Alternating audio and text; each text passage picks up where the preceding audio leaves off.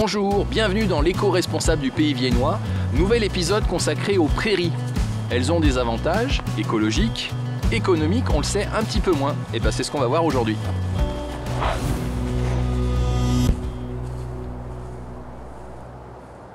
Les prairies sèches, aussi appelées pelouses sèches. Elles ont plein d'avantages, mais honnêtement, je me demande bien ce qu'on peut y trouver.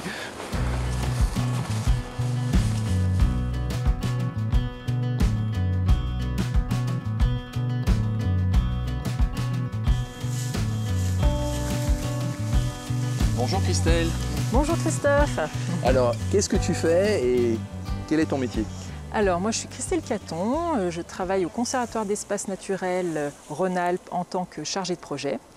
Et je m'occupe notamment de la gestion et de la préservation de la biodiversité. Alors aujourd'hui on est à Saint-Cyr-sur-Rhône et je vois qu'il y a des collègues un peu plus bas, donc apparemment vous avez une mission bien particulière, est-ce que tu peux m'expliquer? Tout à fait, donc aujourd'hui on travaille en partenariat avec le Conservatoire botanique national du Massif central, mais également par l'intermédiaire d'un contrat vert et bleu porté par le Parc naturel régional du Pilat et qui est financé par la région Auvergne-Rhône-Alpes. Voilà. Et donc dans ce cadre-là, nous sommes ensemble pour travailler sur un projet de récolte de graines de pelouse sèche. Alors qu'est-ce que c'est qu'une pelouse sèche? Parce que voilà, je connaissais les pelouses normales, pelouses gazon, mais là je vois qu'il y a des pelouses sèches sauvages du coup. Tout à fait.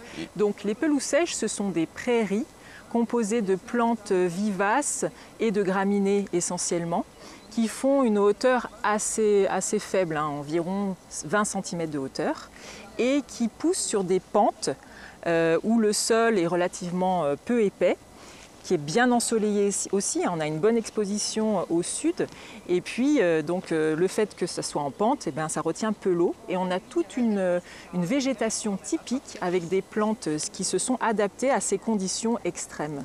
D'accord. Est-ce qu'aujourd'hui les pelouses sèches se développent? Est-ce qu'on trouve des milieux qui se transforment en pelouses sèches? Non, c'est plutôt l'inverse. C'est plutôt des milieux qui ont tendance à régresser pour diverses raisons.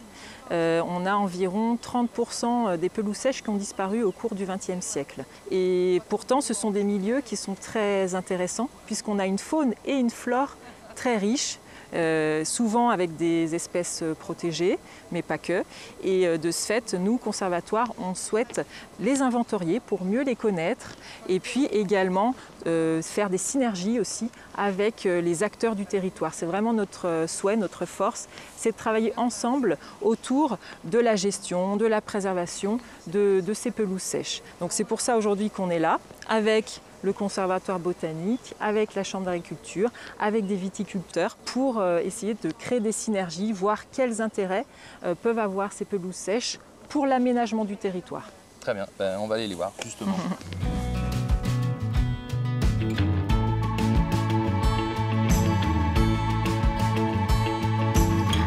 Merci.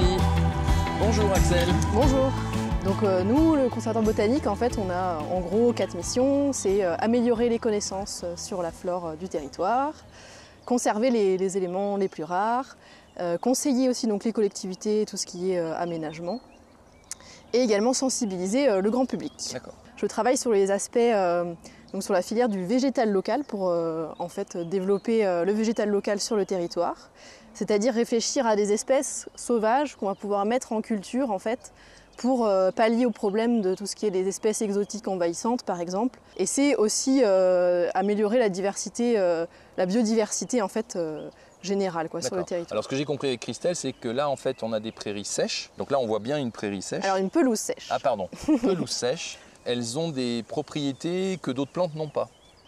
Par définition, donc, la pelouse sèche, sur la pelouse sèche, on va trouver des espèces qui sont donc, peu gourmandes en eau et en éléments nutritifs. Et donc ça va être intéressant pour le contexte viticole parce que du coup, ce que cherchent les viticulteurs, ce sont des plantes à mettre en couvre-sol qui vont pas avoir de concurrence ni au niveau de l'eau, ni au niveau de l'azote. Donc très important. Et c'est donc tout l'enjeu de ce travail-là, c'est d'éviter l'érosion des sols qu'on a souvent dans les vignes et de pallier aux produits phytosanitaires. En fait. Donc en fait, il y a des services rendus par la nature. Exactement, c'est un service rendu par la nature et l'intérêt donc c'est à la fois écologique et aussi économique en fait. Très important.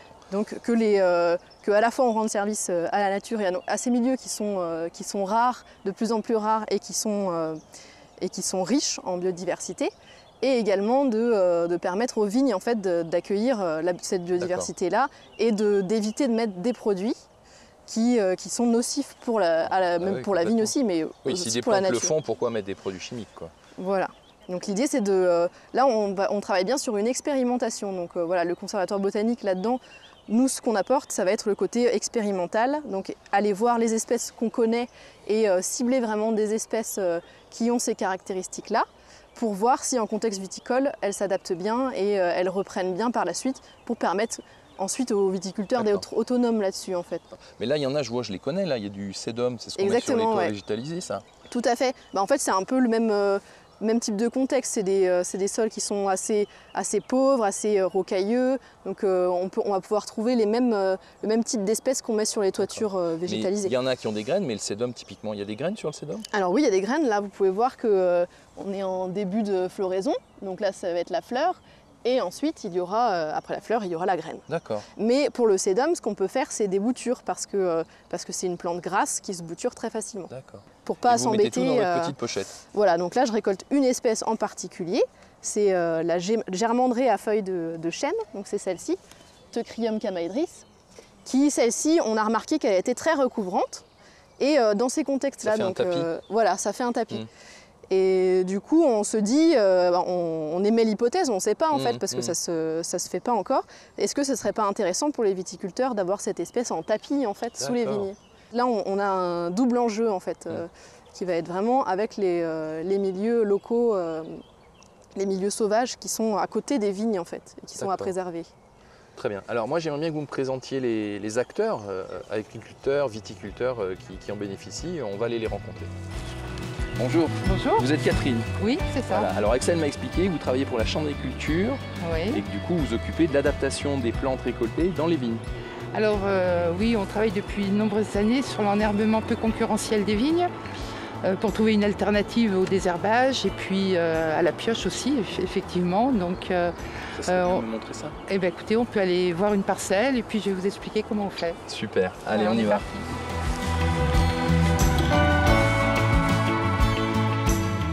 On est toujours sur la commune de Saint-Cyr-sur-Rhône. On a quitté la pelouse sèche pour voir maintenant l'adaptation et l'application de ces récoltes de graines. Alors Catherine, vous allez nous expliquer un petit peu comment ça marche. Donc nous, on recherche depuis très longtemps des solutions pour entretenir les sols viticoles de forte pente. On cherche à s'affranchir des herbicides. On a des secteurs avec des terrasses. Donc les murets qui délimitent chaque terrasse. Et là, on ne peut absolument pas mécaniser. Voilà, donc aujourd'hui, si on veut entretenir ces sols sans herbicides, c'est la pioche. C'est la seule solution qu'on ait.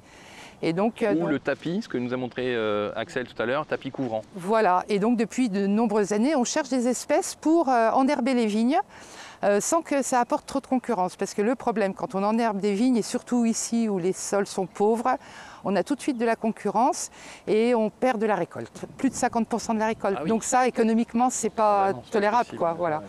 Donc on a essayé plein de choses qui n'ont pas marché. Et puis depuis 5 ans, sur une parcelle donc, avec beaucoup de sable, très sèche et en terrasse, on a récupéré sur les murets une petite plante qui pousse qui s'appelle le sédum. Et voilà. C'est ce qu'on met sur les toits végétalisés voilà. aussi. Et c'est ça qui m'a... je me suis dit, mais ils végétalisent les toits, il n'y a pas de terre, donc nous, on doit pouvoir y arriver. Et on s'est aperçu que ce sédum, on l'avait naturellement.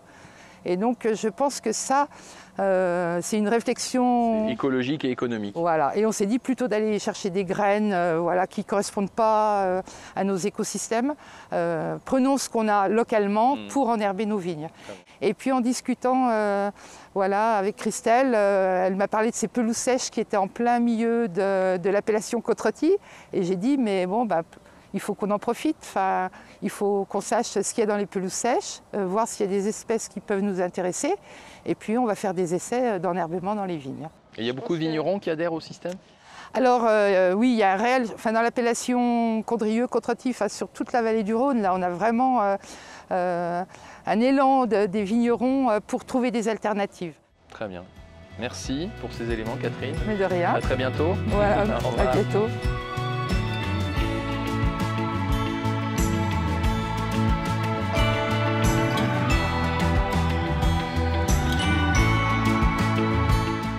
Voilà, on a vu les services écologiques et économiques rendus par les pelouses sèches. On comprend un peu mieux maintenant comment la nature peut rendre service aux viticulteurs et fixer les sols. Là, on arrive sur la commune de Chaunal-en-Ballan. On découvre la forêt alluviale de Gerbet et on va rencontrer une spécialiste des forêts humides.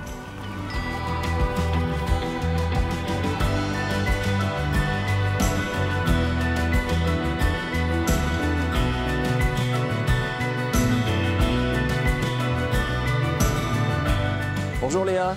Bonjour Christophe. Alors qu'est-ce que tu observes? Les petites grenouilles rieuses là qu'on a petites grenouilles dans notre mare. Ouais, mais il n'y a pas qu'une mare là, j'ai l'impression qu'on a un milieu un peu spécifique. Oui, c'est juste une partie de ce milieu, du coup cette mare, mais là on est dans un milieu ouvert humide et comme tu le vois on est entouré par, par la forêt. Prairie humide? On ne parle pas vraiment de prairie humide parce qu'on n'a pas les types de plantes caractéristiques de ces milieux-là. Mais on est plus vers quelque chose qui tend vers la mégafordier si on veut aller un peu plus spécifiquement dans les termes. Donc c'est un lieu qui est régulièrement inondé par les crues? Oui, dès qu'on a des très hautes eaux, il est inondé, mais là la plupart du temps on est à sec. D'accord. Alors quels sont les services rendus par ces milieux humides justement? Alors ici ça va déjà être une zone tampon entre les milieux agricoles qu'on a à côté et le Rhône. Donc ça porte bien son nom en fait de tampon, ça va absorber entre guillemets les polluants. Ça retient les polluants. Voilà, ça va retenir. Ok. Ça va aussi être une zone où on va avoir énormément de biodiversité. Oui. Surtout là tout à l'heure je parlais de la diversité des milieux.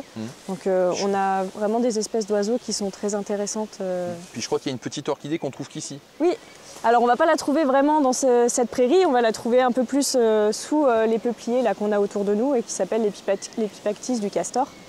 Epipactis du castor. Epipactis du castor, oui, parce qu'elle a été découverte sur l'île du Beurre en 93. D'accord. Et du coup, elle partage son habitat avec le castor. Et c'est aussi une zone qui va permettre d'atténuer les crues, qu'on appelle les zones d'expansion des crues. Voilà, ça va absorber le trop-plein d'eau sur des périodes courtes. Exactement. Voilà. Pour redistribuer l'eau plus lentement. C'est ça, c'est tout à fait ça. Et on a un autre point important qui est la limitation de l'érosion des berges avec toutes les espèces d'arbres qu'on va avoir vraiment en bord. Alors ça, j'aimerais bien voir l'érosion des berges. Ah ben on y va. Allez. Bon alors on arrive sur la zone avec l'érosion, c'est ça? Alors non, justement c'est tout l'inverse. Ici on voit bien l'importance du rôle des arbres pour retenir les berges. Oui, effectivement. Tout autour, voilà, on n'a pas ces creux caractéristiques de l'érosion parce qu'on a toutes les racines là, des arbres qui retiennent vraiment les berges. C'est eux qui tiennent le sol. Voilà, c'est eux qui tiennent le sol et qui empêchent que tout s'effondre. Génial. Donc ça c'est une des fonctions importantes. Voilà, c'est un des services que ces milieux-là et plus largement la nature vont rendre à l'espèce humaine et c'est pour ça qu'il faut vraiment en prendre soin de ce qu'on a là parce que sans ces services, on ne serait plus grand-chose. Alors c'est ce que tu disais tout à l'heure, c'est-à-dire qu'il y a des services directs, c'est ce qu'on a vu tout à l'heure sur les pelouses sèches. Donc économiquement, les viticulteurs voient leur intérêt, mais là on a des effets indirects qu'on n'évalue pas, qu'on ne soupçonne pas, mais qui sont très importants. Qu'on ne voit pas forcément en tant que grand public. Super, bah merci Léa. Continuez bien la gestion de ce magnifique espace de Gerbet. Et puis à une prochaine fois. Merci. Au revoir. Qu'elle soit humide ou qu'elle soit sèche, on s'est rendu compte que les prairies nous rendaient bien des services. Finalement, activité économique et écologie, c'est compatible. Suite au prochain épisode. À bientôt.